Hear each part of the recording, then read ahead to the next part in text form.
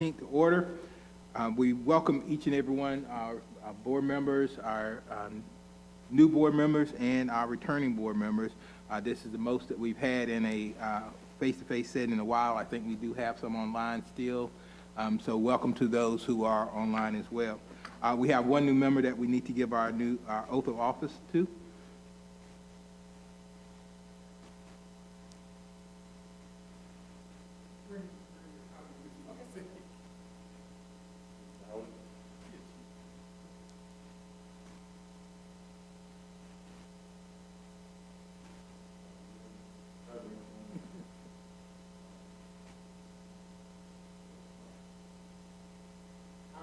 Daniels, solemnly swear that I will support and maintain the Constitution and laws of the United States, the Constitution and laws of North Carolina, not inconsistent therewith, and that I will faithfully discharge the duties of my office Planning and Zoning Board member. So help me God. Thank you. All right, welcome, Brandy, to the Winterville Planning and Zoning Board.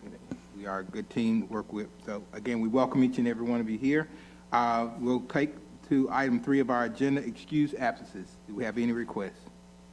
Mr. Mike Weldon did. So I think he's had a medical procedure, so he asked to be excused tonight.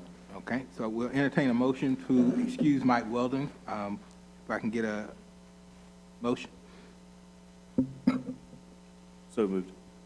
It's been moved. Second? It's been moved and properly seconded. All those in favor, use your voting sign aye. Anyone online?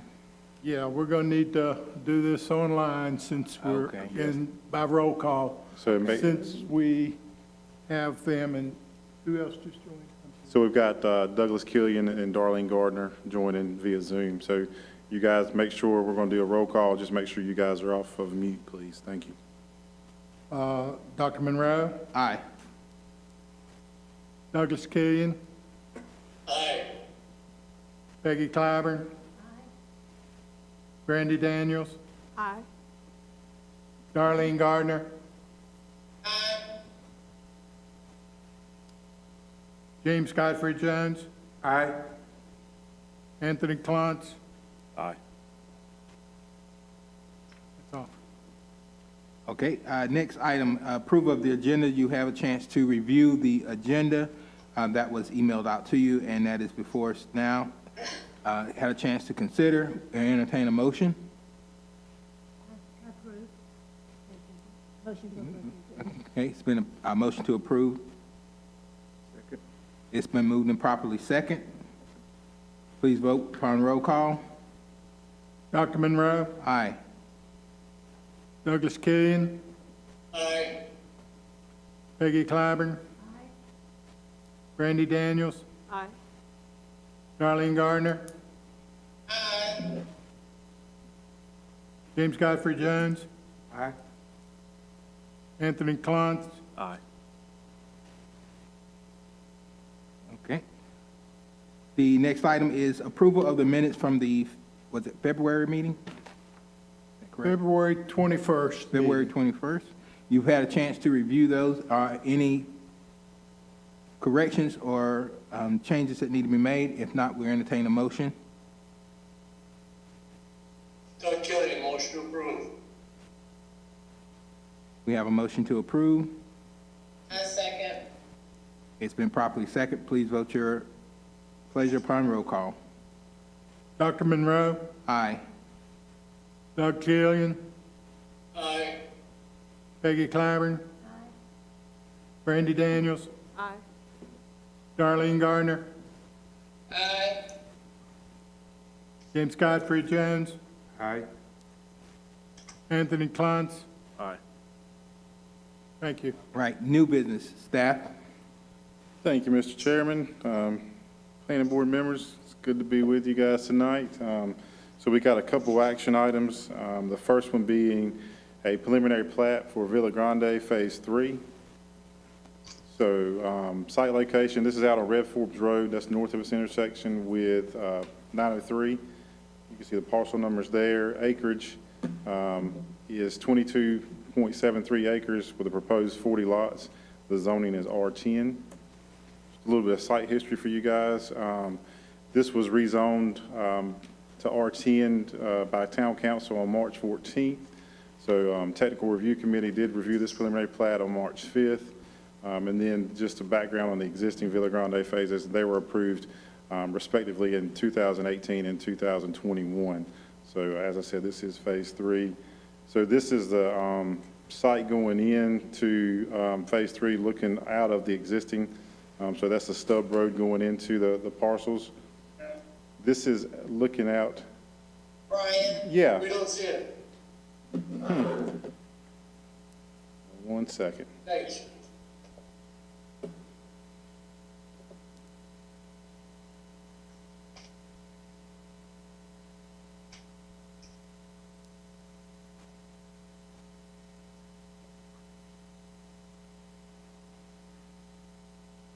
How about that? Yes.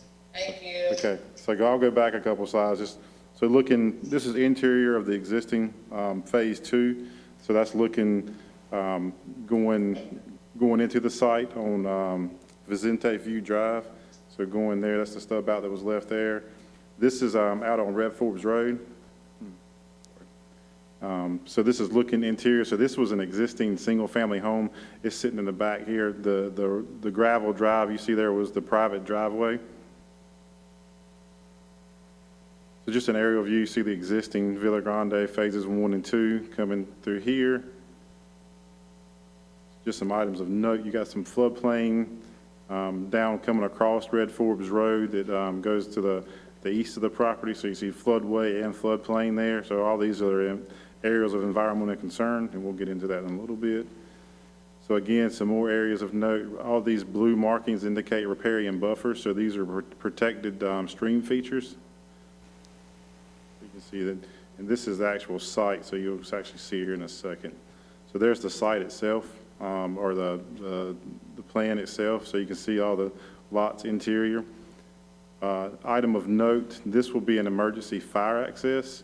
So working with the project engineer on this one, DOT would not allow a full-blown entrance at this one right here. So you see that the fire entrance or emergency services entrance would be right here. The DOT would not allow a full-blown entrance there because of the separation requirements they have between intersections. So the only thing we could to get was to make sure we had access for emergency services in the event of an emergency, was to get that emergency fire lane. So you see that there, and that's just a picture of the map itself. So we had wanted a stub to another property. Unfortunately, this piece of property just doesn't lend itself for that. As I noted before, all this is wetlands and floodplain, so you've got protected streams coming all the way across the property. So the state won't allow, if there's practical alternatives to crossing an environmentally sensitive area, more specifically a riparian buffer or a protected stream, they ask you not to do it and basically just won't permit it. So you see that the reason for the emergency access here. This will actually be a common area, so the developer will have or the HOA will have the option to, provide some type of amenity for the neighborhood there. With that, I'll answer any questions you guys have of me. The project engineer, Mr. John Thomas, is in attendance as well. He can answer any questions you guys would have from the technical side of things. Okay, thank you. Any questions from board members, comments? Question? Yes, sir. Question on the stormwater detention pond. Are they using the existing one? I'm going to let Mr. John Thomas answer that question.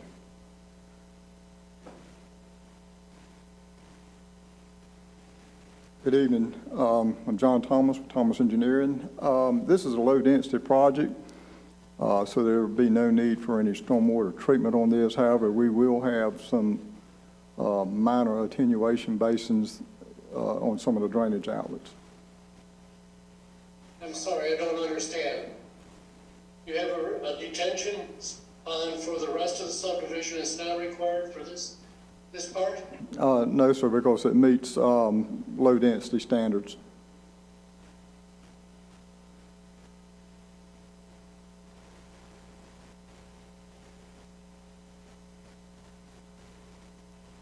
Can you tell me where the runoff will go from the streets?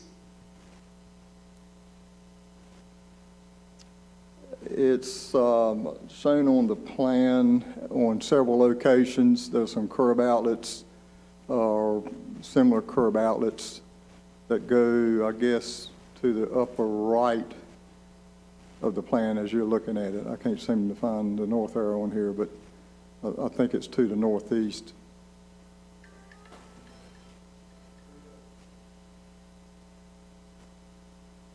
Let me grab it.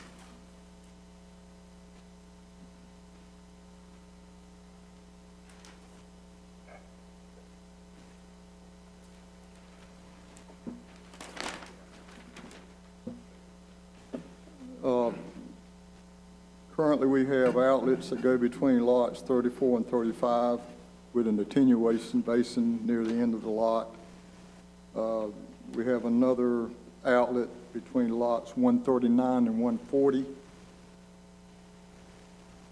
with the same scenario with a attenuation basin at the end of it. There's two more outlets. There's one between 143 and 144, similar attenuation basin. And also between 146 and 147 with an attenuation basin. And between 148 and 149 with an attenuation basin before it enters into the wetlands or the streams. Could you just help me understand, when you say an attenuation basin, is that basically it's a discharge from the street through a culvert or a ditch or a pipe to a small basin and that would overflow into the countryside behind it? Is that correct? We have to attenuate a certain size storm. Basically, it just slows the water down. It stores it for a short period of time before it releases it. Thank you. Thank you. Yeah, and Mr. Killian, I'll kind of add to that. So all the BMPs or best management practices for stormwater, you know, there's different sizes, styles, actual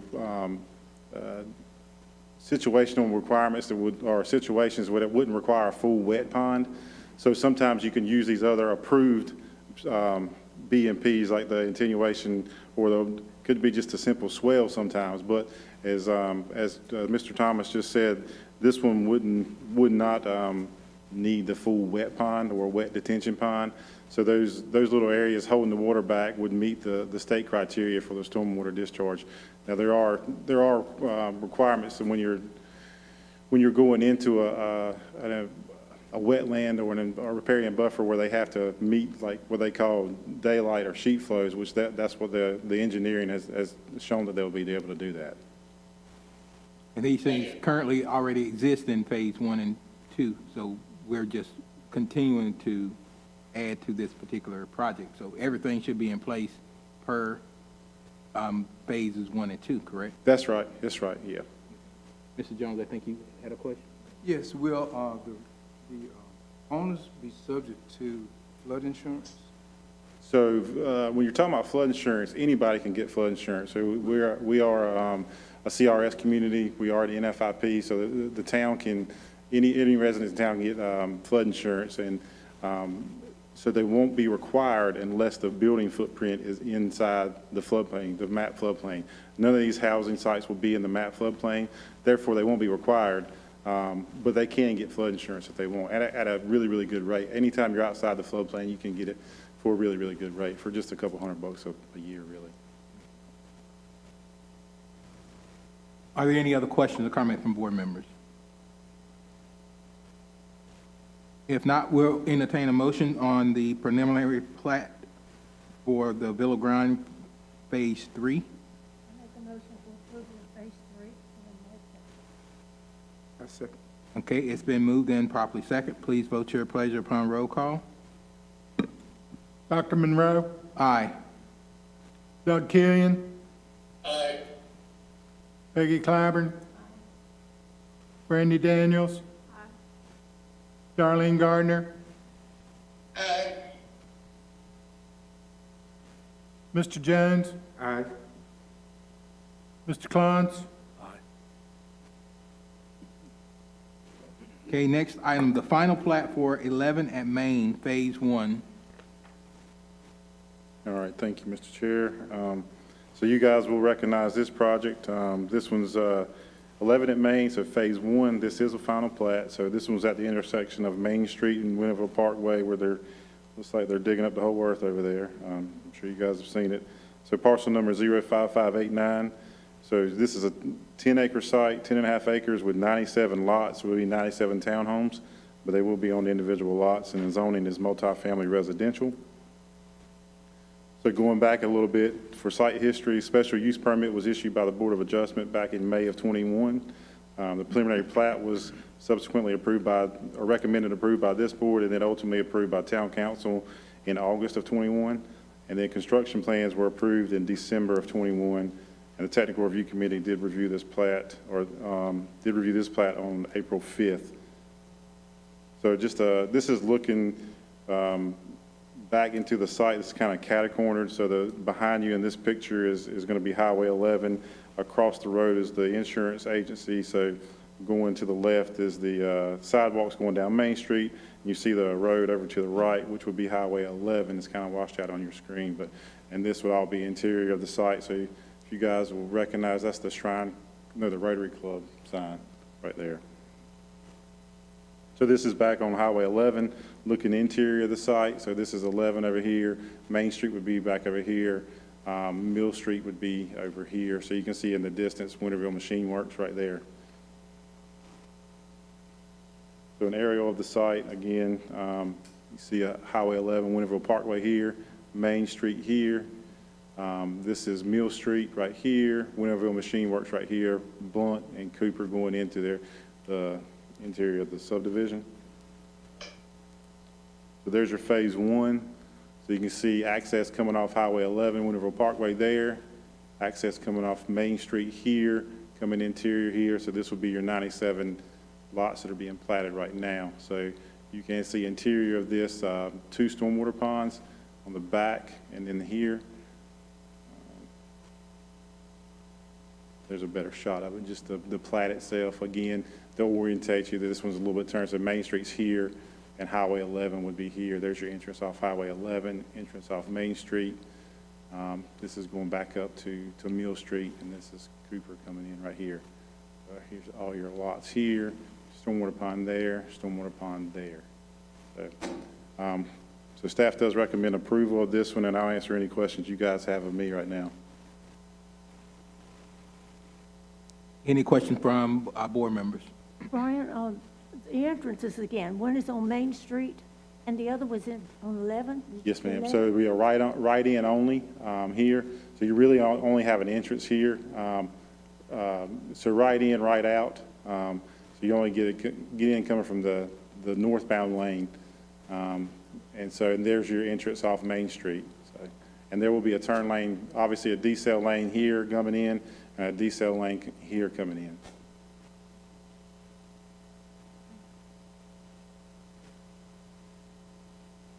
For questions, I do apologize if this has already been asked. No, ask. Do we know the potential price point? We don't yet. From what we've been told, they're moderate to higher end townhomes. So they're going to be for sale. So nothing's going to be for rent by the owner. They'll all be individually sold, individually owned.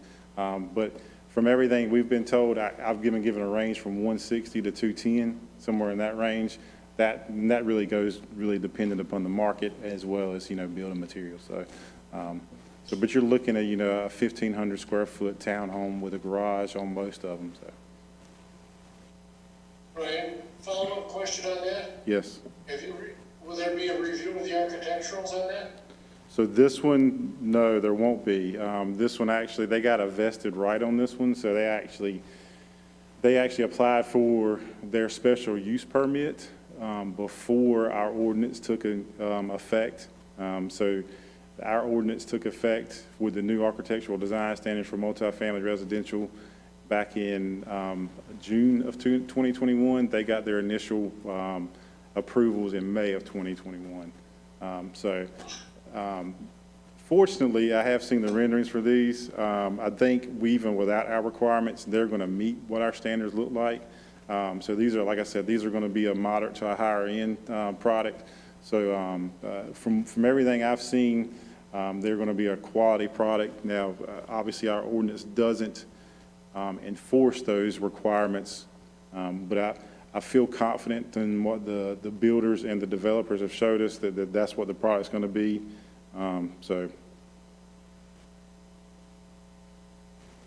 Doug Kelly, another question, please.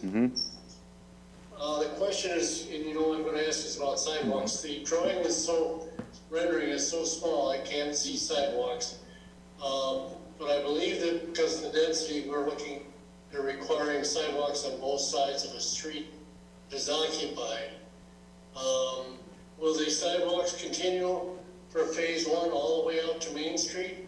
And are there two sidewalks for the density requirement? So there won't be two on two sides. The reasoning behind it is because some of these are going to interfere with parking spaces. So some of those units without garages will have parking spaces in front of the houses themselves.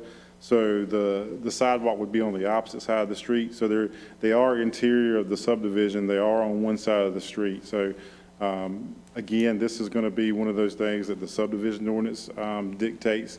The subdivision ordinance only requires one side at this point. So they've met the standard of the ordinance. Question. Yes. Any set-asides for seniors or lower income? So this won't be any type of restricted age or anything like that. So at this point, there's not a product for just age targeted or age restricted. So no, it's going to be just full retail market for it. So. Right, and we had similar drawing when we were working with Stewart, when they were presenting us models when we were working on our. Yeah, and I wish I would have put it in here, but yeah, so, I mean, it literally lines up with that small area plan they did as part of our land use plan. So this is the exact area we wanted to see density in. The council approved that land use plan. Obviously, this board had a really big influence on. So yeah, this exact area is where that small area plan noted for that higher density, so. Right, and then with the business and, the coming into downtown, that making a walkable distance, I think Ms. Garner, she was making reference to some of that. This also falls in line with, being a walkable community. 100%. So yeah, one of our big goals in the land use plan is to increase walkability, to increase our downtown activity. This does nothing but help that goal. Will Will the sidewalks Yeah, so will the sidewalks continue out to Mill Street and Main Street during this phase or not? No, not, so there won't be, so really the one coming in off Main Street, this road, where's my mouse at? So this road coming in here, they won't add sidewalks into it. So essentially this really isn't part of the phase, but to get there, to adhere to the special use permit requirements, they had to have access here. So they had to build the Main Street road coming in. But that was the only requirement to fulfill that. So once they come back, and you can see all the lots going back out to Main Street are designated as future development. So once we get those site plans in, whether it be just a full site plan or a subdivision plan, those sidewalks will have to be there then. So eventually they will be, just not at this point in this phase. So the only connectivity will be at Blount Street and not to Mill? Say it again now. The only connectivity where the connection of the sidewalks will be at Blount Street and not at Mill, is that correct? So no, so there's property in between, on Blunt Street, in between this and, so there's actually some existing multifamily along Mill Street that separates this property from Mill Street, so there wouldn't be a connection for them to have the ability to install those. So it kind of cuts it off there. So yeah, your main your main connection to sidewalks will eventually be on Main Street. But that has to wait for action by the town to get there. Oh, excuse me, to Mill Street. If they want to connect to Mill Street, that would be a town action. Yeah, it would probably take some town funding to get that done. Is that what you're asking? Yeah, right now, it sounds to me that with phase one, there's only gonna be sidewalks within the subdivision, as you're describing it to me, and they will meet at Blount Street, but they won't go out to any of the main, larger streets in Winterville, is that correct? Yeah, because we couldn't enforce, there's no way to enforce them to put sidewalks on property they don't own. I understand, thank you. Ms. Daniels, you had a question? Yeah, I guess the question I had is there any question or concern about the high-rise increasing the overall taxes for houses that might be within a mile or two, raising the taxes for houses that are not valued at that price but might increase the taxes?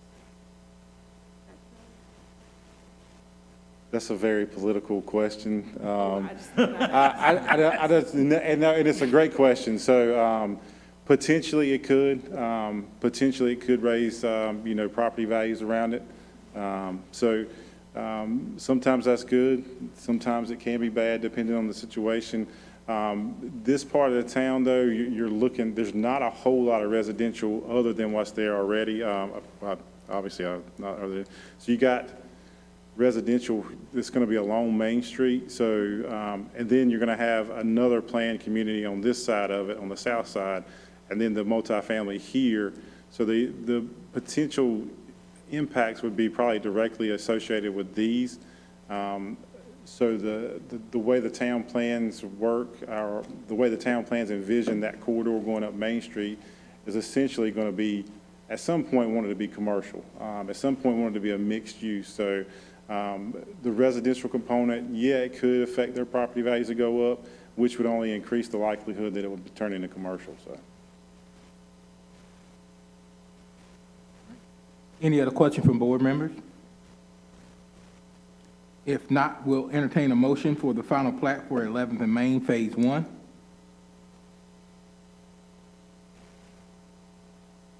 I make a motion to approve. All right, we have a motion to approve, and in a second. I'll second.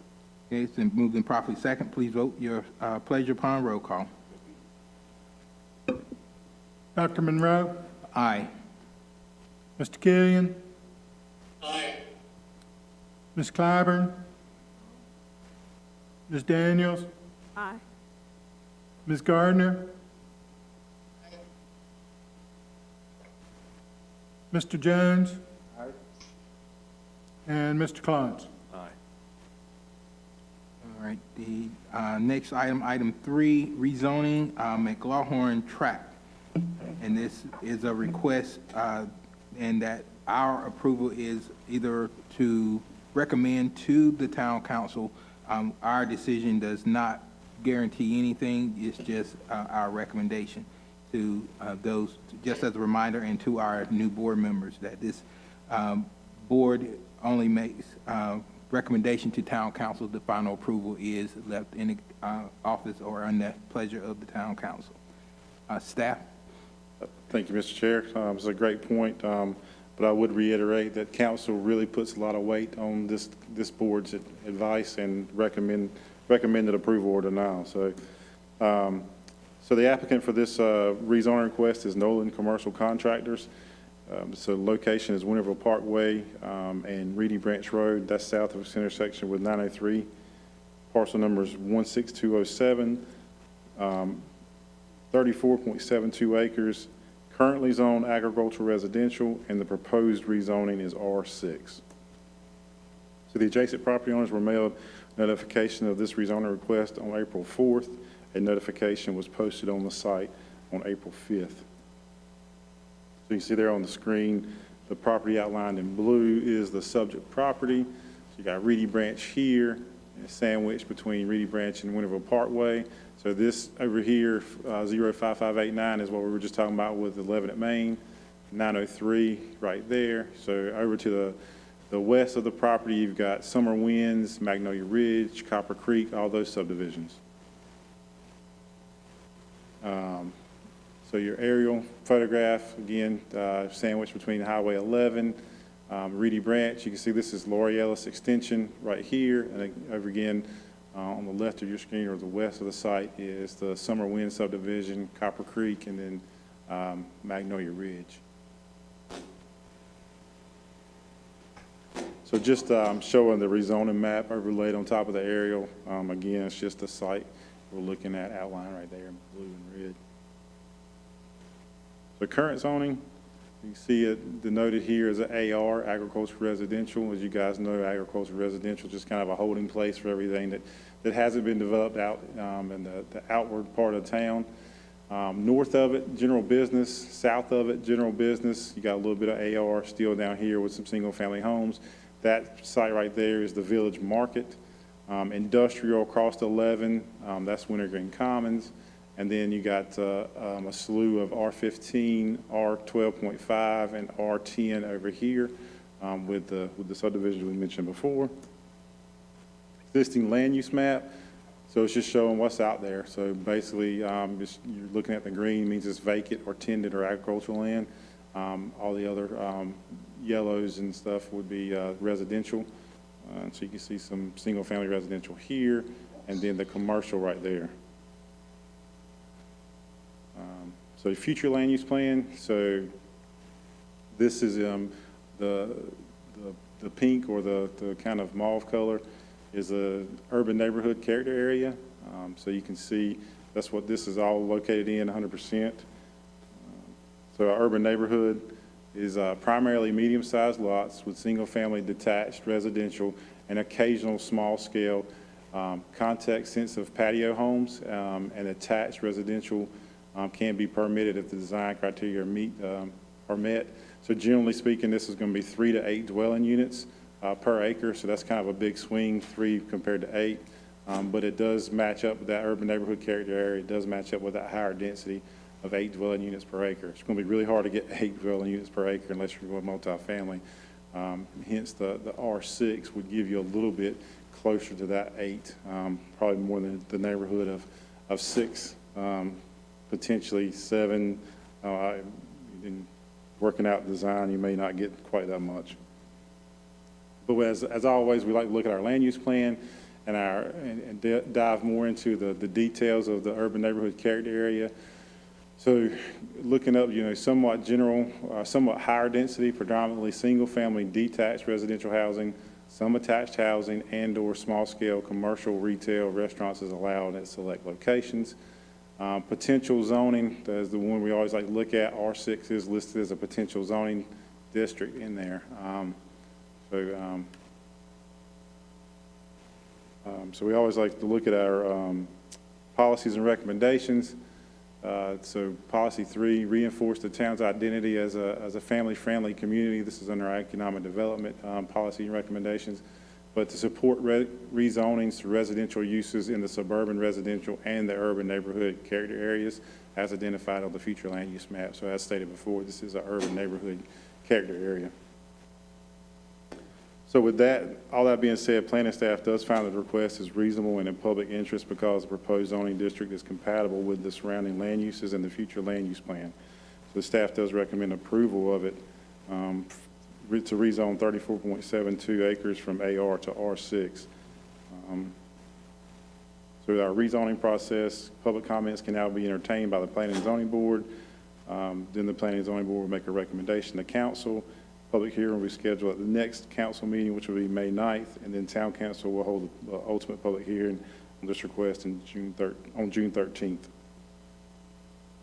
So with that, I'll answer any questions you guys have of me. I'll let you know that also Mr. John Thomas is the project engineer for this project as well, so he can answer any questions on the specifics of it. But I will say, that corridor of 11, up and down north-south of 11 is something we saw in the land use plan as something with higher density. So this is something that the plan supports. It's something that was actually talked about during our planning process for that land use plan.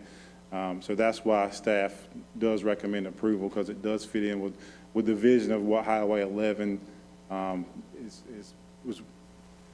is the vision of Highway 11 becoming more of a dense area. So with that, I'll answer any question you guys have of me. All right, so going back to R6, and based on the definition, you said 3 to 8 per acre, so you're looking at the 34.72 acres, they would have to have, they can only put detached, single-family homes. So when you're saying high density, how would you? The high density just means that, you know, if when you get into 8 to an acre, 8 dwelling units per acre, that's considered a higher density. So 6,000 square foot would be the minimum lot size. An acre is around 43,000 square foot. So doing the math there, they can get potentially around 6,000 square foot lots in there. So it does get on that higher echelon of density. So that's why, that's what we're referring to. So, and even though we don't have a plat or anything before us at this particular time, the staff, you anticipate that what they would bring to us would be something that falls in, as they subdivide it out? Yeah, I mean, and obviously it's a numbers game. A developer's not going to go in there and try not to make any money. So for them to capitalize on to get their gains, they're going to have to get a certain number.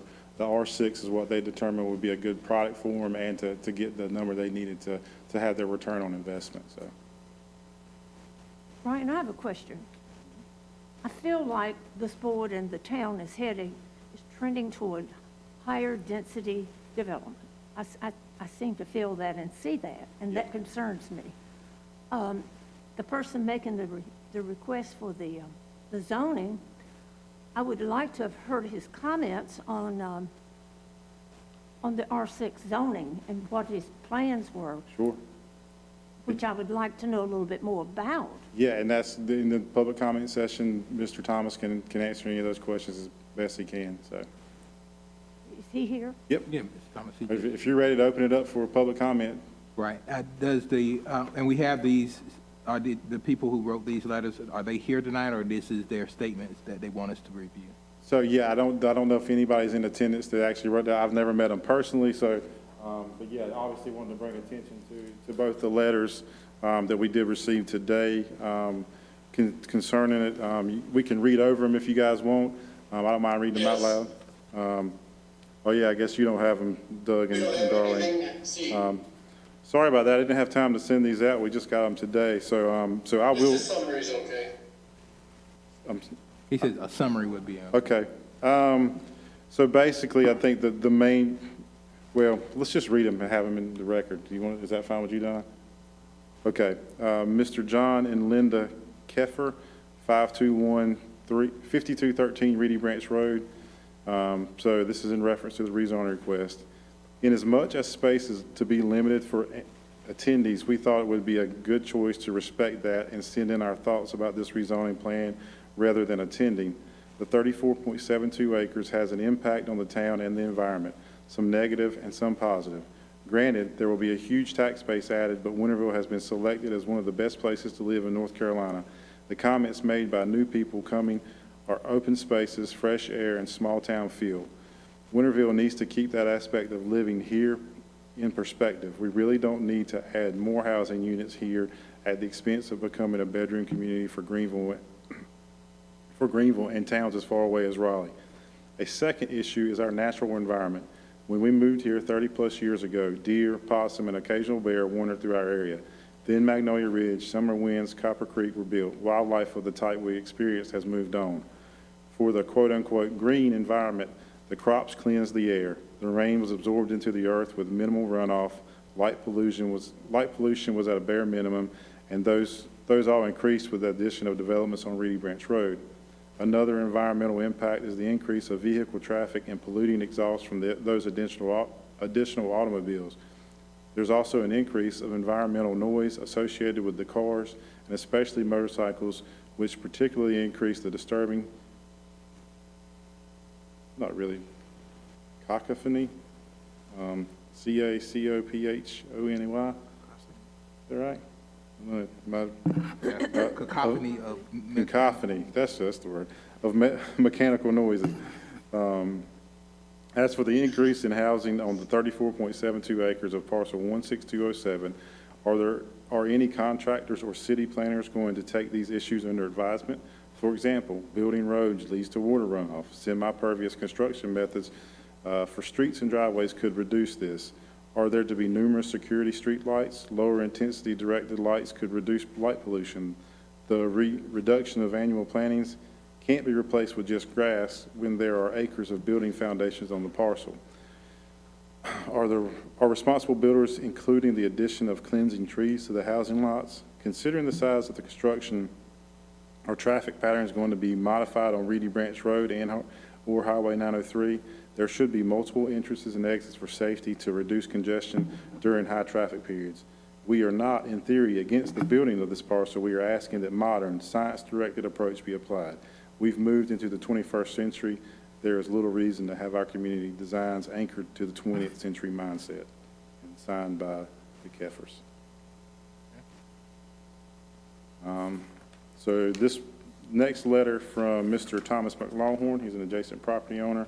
His address is 904 Havel Court, that's Charlotte, North Carolina.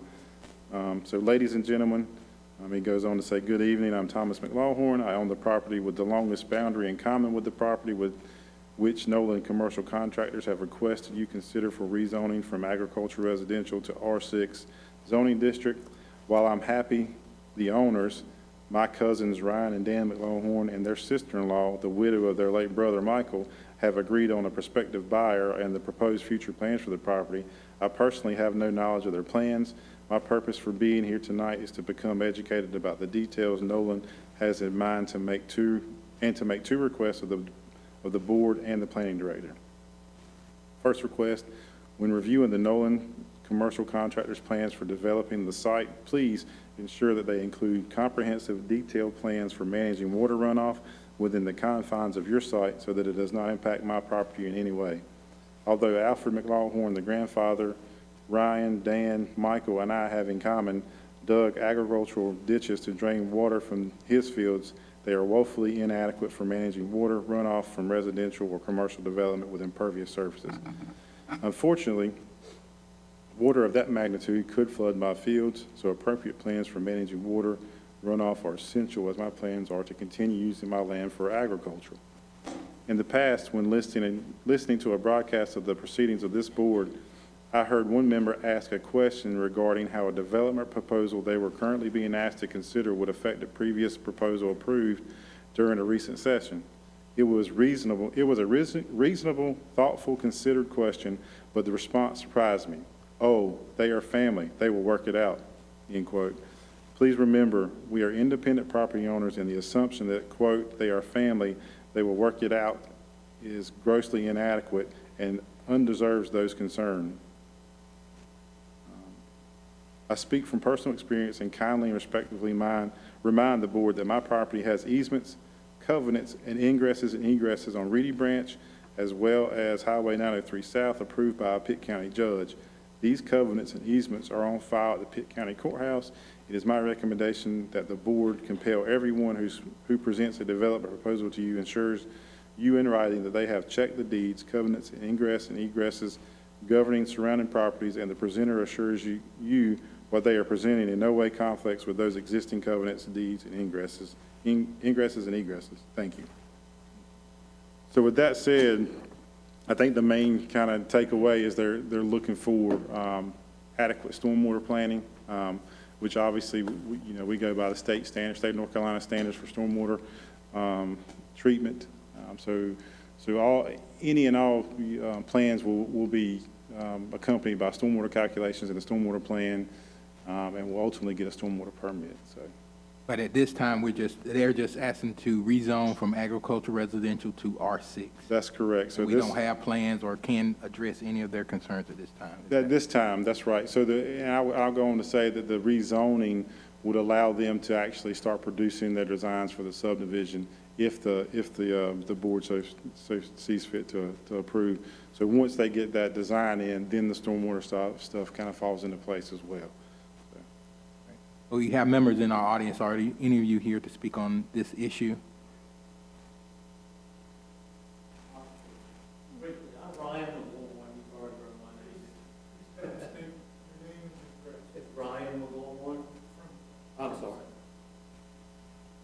Hello, Board. I'm Ryan McGlowhorn. You've already heard my name mentioned. I live at 5093 Reedy Branch Road, and the properties that you're looking at tonight is a family farm that's been in our family for many, many years. And I stand up here with mixed feelings because it's farmland. It's been, like I said, in my family for many years. But we've reached a point because of death in our family and because of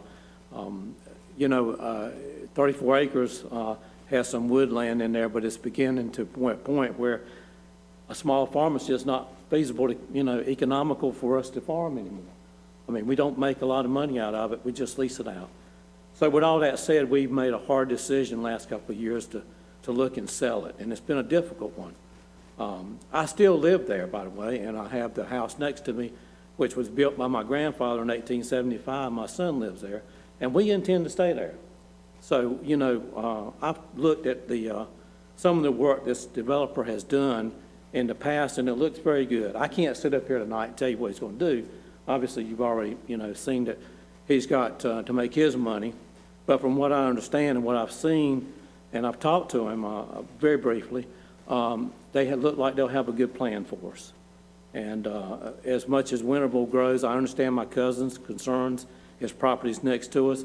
And I've even had some issues where I've got on my property where water has, standing now that it didn't stand 5 years ago because of the developments that's across from us. So whatever we do there, I would recommend we take a look at it and make sure it's done right. I intend to stay there, I intend that's my home. Been there a long time. And so that's all I have to say tonight. If you have any questions of me, I'd be glad to answer them. Thank you, Ms. McLaughlin. Mr. Thomas, you were coming to speak?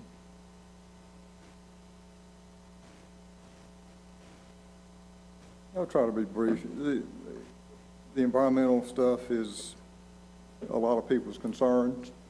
We have the laws in place when we develop properties to, look out for the environment, put in stormwater ponds and the other things that we do.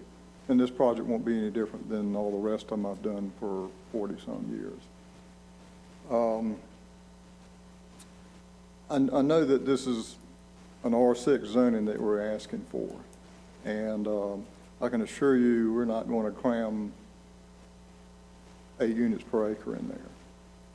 One of the issues that we ran into in trying to select the zoning was within your own zoning rules for setbacks. Your R8 and your R6 lot widths are a little different. The R8 is closer to an R10. The lot width in an R6 is 50 feet, okay? We're not going to build 50-foot wide lots in there. The R8 is 70 feet lot width, as well as R10. R8 would have been nice to be 60-foot width, and we probably could have lived with that. Right now, the target for the lot width, which is really the controlling factor in these developments because of the house widths and the type of product that the builders want to put in there, is 60 feet. We're doing a lot of 60-foot lots right now. It's not high density, it is high density on the low side, so to speak. This development, we're targeting 60-foot wide lots in there. It's probably going to be in the neighborhood of about, a little more than 3 per acre. It's certainly not going to be 8 per acre in this development. That's not the character of the development that we want. I know I'm standing here telling you what we're going to do, but when we came in with Villa Grand 1, we were asked the same question. And Mr. Killen, you remember that, and I answered it, and I told you what we were going to do in there, and that's what we did, okay? On this development here, the builder and his product can want 60-foot wide lots. It'd been nice had your R8 been 60-foot wide lots. We probably could have been asking for R8, but a real driving force with us asking for R6 is the lot width and with what we want to do in there. Other than that, I'll be glad to answer any questions you have. I know that when I'm standing here telling you what we're going to do, if I croak tomorrow and another developer comes in, they can do everything that an R6 will allow. And we know that. You put duplexes in there, you can build up to a lot of units per acre in there, but we're not going to do that. This developer is the developer that did Villa Grande, and it's turned out to be a fairly nice neighborhood, and we've done in there exactly what we said we would do from the get-go when we asked for rezoning and annexation on that piece of property. And of course, now we're in there doing the last section of that. This particular, as Brian said, the position of this property lends itself to high density. We had considered multifamily in there, but we're not going to do that either. We felt like R6 is the best fit for this piece of property where it is located right now. Can you explain that a little bit, please? As I have some reservations about R6. I think R6 can be very good for the community, or I think it can be very bad for the community. So, and I kind of think I'm on the fence about it. So can you give me a better feeling about what your plans are? I know it's all preliminary right now, but I'd like to have a better feeling about what your plans are for R6. Well, it's single-family residential, okay? I'm sorry, speak up. It's single-family, I have the same problem. Matter of fact, I have ears, I have to turn up so loud it's distorted, so I may not hear everything you said. You can appreciate that. But single-family residential, and the lot widths are going to be 60-foot wide in there throughout the whole subdivision. The depths of the lots will vary. Some of the lots on the interior will probably be 6,000 or 7,000 square feet, and we're probably going to have some 8 and some 10s in there. Throughout the whole project of the acreage of the 35 or so acres, it's probably not going to max out but about a little over 3 per acre in there, which is significantly less than what could go in there at 8 per acre. Compared to an R10 where we probably get 2.5 or 2.6 per acre, I can't do the math in my head anymore. It's just a few steps down on what we're proposing to do, okay? And this developer has a product he wants to put in there. It's a smaller house. He's been very successful in building these houses throughout eastern North Carolina, but the lot width's 60 feet. The other part of this too is because of the rising cost, and this has been forever, it drives the densities up to be able to make the project work to the end user. Thank you. I do think that we've got enough R8s in this town also, so maybe R6 will be the answer with the single-family dwellings you were talking about. Thank you. Okay. Do you know what the tentative price point is? You said that this developer has built smaller homes. Do you know what the price point is? I really don't. These smaller, I don't know that there really are smaller square footage. They're a little bit narrower homes, and they fit on a narrow lot, because part of the cost of developing a lot is linear. How many lots can you put on a linear foot of infrastructure, roads, water, and sewer, and all that? It's not the depth of the lot, it's the width of the lot. And just like I said, this developer wants to build on 60-foot wide lots. What's the target? I mean, obviously there's a target person that is it more families? Is it more early young professionals? Like, because that doesn't sound like a house I would want to purchase for me and my. I really know. If we were in Newman, I'd tell you that it was 50% military. But here in Winterville, I really don't track or see who is buying the houses here in Winterville. Somebody stated that, maybe in one of the letters, that Winterville is a bedroom community for Greenville. That's the way I've always perceived it, is it's a bedroom community for Greenville. And it's a very nice community. But I don't know who buys the lots, the houses in here. Well, my neighborhood is typically people with 1 to 2 kids. You know, that's 3-bedroom, 2-bath, bonus room upstairs. That's the typical in my neighborhood, but I didn't know Well, these would be probably a mix of 3 and 4 bedrooms is what I'm thinking. I don't think in any developments we have going on right now, we have 2 bedrooms or 1 bedroom. Everything is 3 and 4 bedrooms. The majority of them are 3, some 4, and occasional 5. On a third of an acre? On a third of an acre, possibly? Well, I don't, Okay. because the houses can go vertical, and there could be 2-story houses as well. Thank you. Any other questions for Mr. Thomas?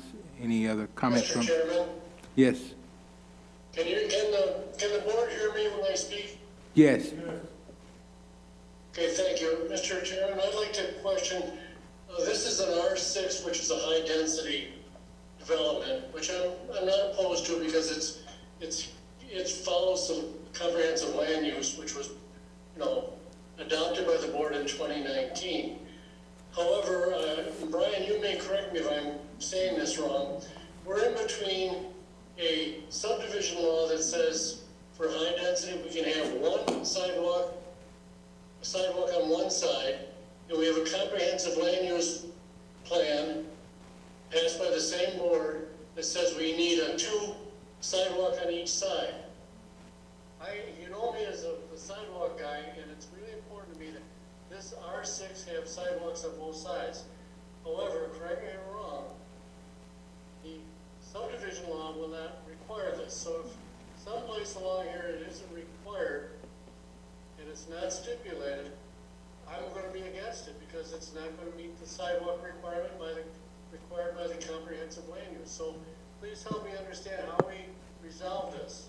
No, it's a great question. So just keep in mind that the land use plan, that is policy, it's a guide. So that we're working toward implementing everything that policy or that guide is recommended. So at this point in the stage, it's just a vision for the community, for the town. So when we're looking at, the future of higher density developments, we're wanting that, that walkability to be both sides of the road with sidewalks. And possibly, it could evolve into other things, but, obviously the land use plan does specifically point out, the envisioning of a higher density neighborhood would have that walkability scale, would it be increased, obviously, with the 2 sidewalks. So conversely, when you're looking at the actual law, so the land use plan is not actual law. It's not bounded by ordinance, statute, or anything like that. So when you're looking at the subdivision ordinance is what we have to go by.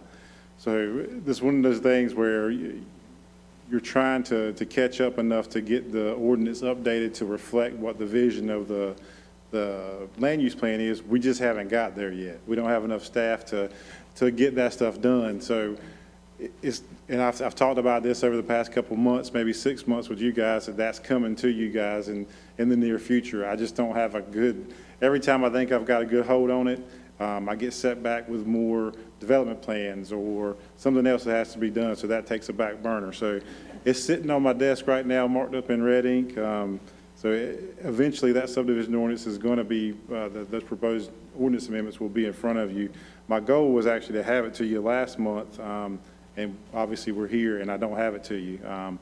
But that's the difference, Doug. I think when if we look at the land use plan as just that guide and envisioning of what the town, what we want development to look like, we just haven't got our ordinances caught up with what that is. So it's implementation of the plan that we just haven't got to that point yet. And remember, when we're looking at a land use plan and a comprehensive land use plan for a town of this size, it's a 10-year window. Typically, we like to do updates in that 5-year range. We're actually approaching that, which is crazy. So that's the difference, and I hope I answered your question. Thank you. I understand the difference between policy and law. Yeah. However, when we reviewed the subdivision proposal for the Davenport Farm, Reedy Branch area, the developer gave us assurances that the high-density area would have sidewalks on both sides. And that has moved ahead with approval of this board and also, correct me if I'm wrong, by the down board. Yeah, I'm going to tell you how I feel. If this subdivision will give us approval or guidance that they will conform to the sidewalks on two sides, I will be in favor of it. However, if there is no assurance at this point that they will meet that guidance of the plan use, comprehensive land plan use, I will oppose this, and I will go to the town council when it comes up in public hearing and oppose it. And it's just for the reason of the sidewalks. I hope that the gentleman can stand up and tell us tonight that they will, in the high density area, they will have sidewalks on both sides. Can he do that? Well, no, I don't think he can do that because he's not presenting a plat to us. The question before us is if we would approve a rezoning from an agricultural residential. We are putting the cart before the horse here, asking for definites when they have not begun to plan. All they can talk to us about is potential, and we can't, ask for guarantees tonight when that is not the question before this board. Mr. Chairman, I respectfully disagree. We did this when we did the review of the Davenport Farm one, and they gave us assurance they would do it. All I'm asking for is some assurance from the developer's representative that this will be looked into. Because if they come back with a final plat, just like we had earlier tonight, and there's no sidewalk on each side to meet the comprehensive land use, we have no recourse. Sir, we need to nip this problem in the bud. I again asked if they can give us an assurance they will have sidewalks on both sides. I mean, no disrespect to the board chairman or the developer. I just want some assurances here, please. It's not a matter of disrespect, we probably shouldn't have addressed it at that time either, but the question before the board is if we would approve a rezoning. At the time of a plat being presented to us, and staff understand the desire of this board, especially that your concerns with the work that was done on the land use plan, and what Brian has told us, is trying to catch up with those things. Tonight, the question is, do we approve a rezoning? When we get to plat decision, that is the time that we should be asking for assurances. So, and let me just chime in a little bit. I'll chime in just a little bit. So there is a potential for assurances with a conditional zoning district. So that condition, those conditions could be a slew of any that it could go from design of the actual structures to amenities to whatever the design of the subdivision. So I will say that this is a straight rezoning request. They didn't propose any conditions. The town cannot impose those conditions on the developer without their consent. Typically, it would be something proposed by the developer to the town. The town would then obviously approve or disapprove based on those conditions. Negotiations can take place where the town requests it. That's exactly what happened with the rezoning request with the property that you're talking about over there at Reedy Branch and Davenport Farm Road. So those conditions would just be applied to the zoning district. It would be an individualized, unique zoning district with specific conditions for the development itself. Like I said, this is a straight rezoning to an R6. R6 would then open up to anything in R6. If the developer would see it fit to actually propose conditions, they can do that, and then the town could agree to it as well. It would be a development agreement between the town and the developer. With that said, I'll let John speak on it if he wants to.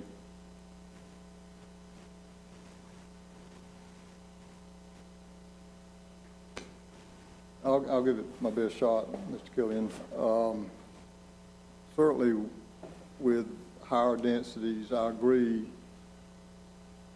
sidewalks probably should be on both sides of the road.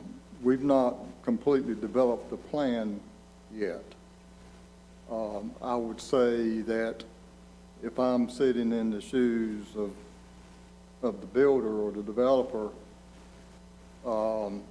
if this is going to be a decision maker based on a sidewalk, I'm going to put sidewalks on both sides. And I think I speak with confidence that my client would agree to do that.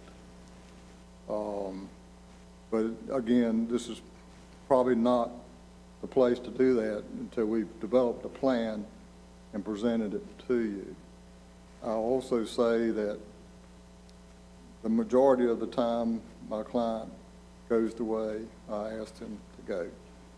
So having said that, I would say once we develop the plan, we'll have discussions about sidewalks on both sides of the street when we bring that plan back to this board. And that's probably about the best that I can do right now. Thank you, Mr. Thomas. Are there any other public comments?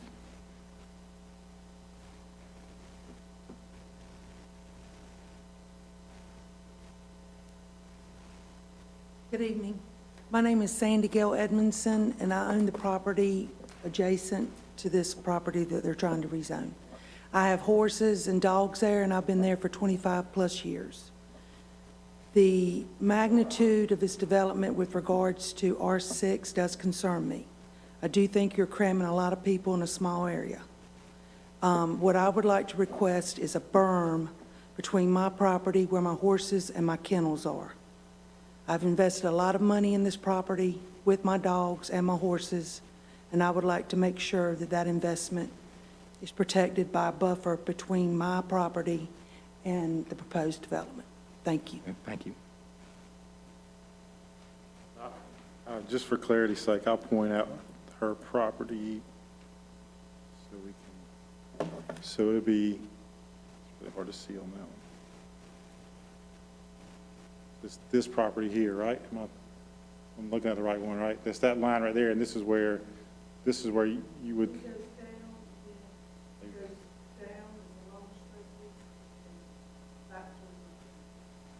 this.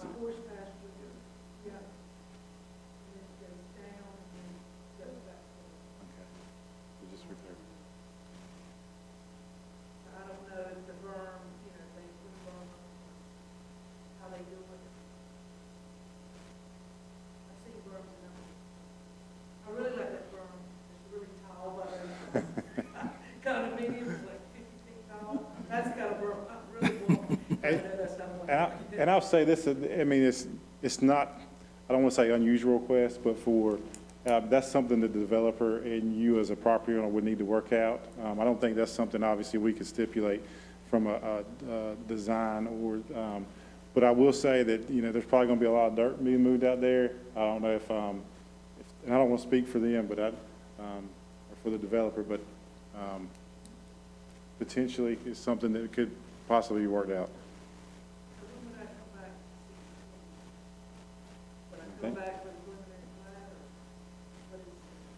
So, and I think John's going to give you his contact information.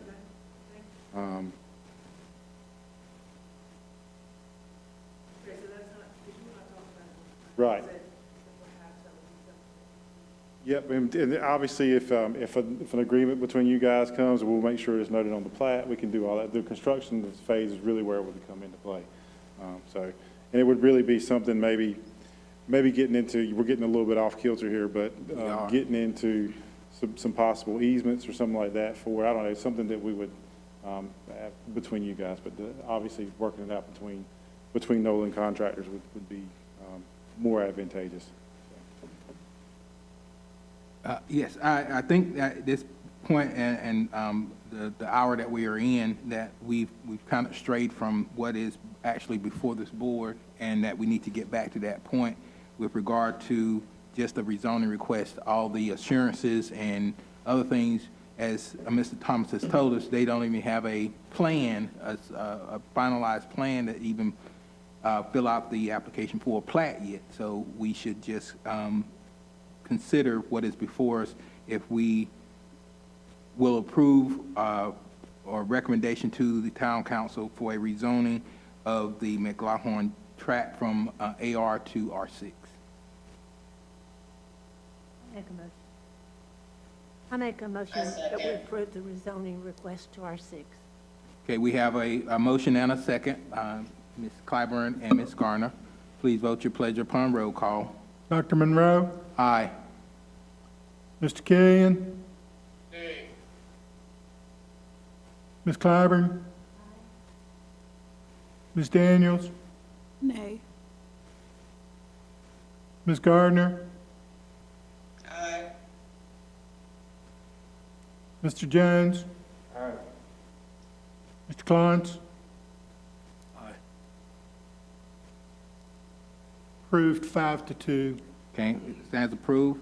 Thank you all who have participated, and we will look forward to, Mr. Thomas, you all presenting to us a plat that can address the concerns that were shared with us tonight. Yep. Yes. Thank you all so much. Well, final approval comes from the town council. We just approved the, okay. All right, staff report. All right, so I've got a little housekeeping. So we've actually got some members of the board, their terms are expiring. We actually got 5. Well, first off, let me tell you, Mr. Rondi Fleming had to resign due to Mr. Rondi Fleming. He did resign from the board. He's hoping to return to service at one point in the future, at some point in the future. I think he had some family issues come up that he had to attend to. Very understandable. But I'm going to just run through who. So we've got Miss Peggy Clybourne, Miss Darlene Gardner, Mr. Douglas Killian, Dr. Gregory Monroe, and Mike Weldon. All of those 5 people they're coming up on term expiring June 30th of this year. So you don't have to answer me now, but I do want to. I would really appreciate if you guys would keep serving in your current roles. But if I'll follow up with an email just to make sure, and then we'll go through the right procedural to get council to reappoint you guys. Or you can go ahead and mark me down. I would like to Okay, continue to serve. Dr. Monroe's a yes. Yeah, and we'll take it to the board in June.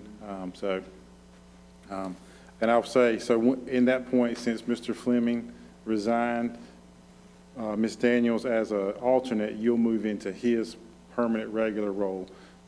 So then we'll appoint somebody in the alternate role. So we'll do a shuffle there, interior, but then we'll get everybody else squared away. So I don't know if Mr. Killian or Ms. Gardner, if you guys are willing to make a decision now, I'd be happy to hear it. If not, so Mr. Yes, I'd like to continue serving. Awesome, thank you. Mr. Killian? Yep. Yes. And I'll get with Ms. Clybourne. You want to stew on it? I'll give you some time, and I'll get with Mr. Weldon as well. So with that being said, I think y'all have heard my voice enough tonight. You guys saw my staff report in your packet, so you can see we're busy, just getting busier, it seems like. So with that, I'll answer any questions you have for me. If not, then thank you guys for tonight. We got a lot done. So. Are there any comments from boards before we seek adjournment? Mr. Killian? No. Don't ask Doug. If there are no comments, we'll entertain a motion to adjourn.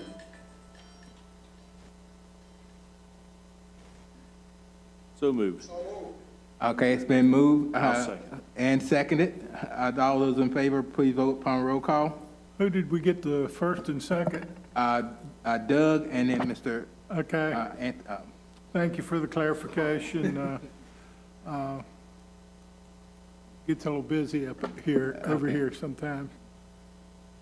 Dr. Monroe. Aye. Killian. Aye. Clyburn. Daniel. Aye. Gardner. Aye. Scott. Jones. Aye. And Mr. Fox. Aye. Thank you, guys.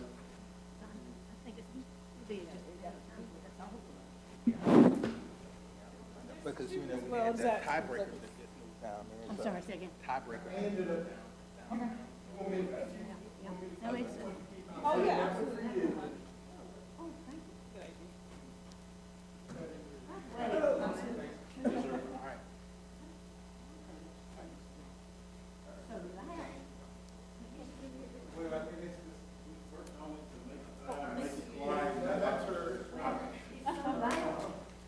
For me.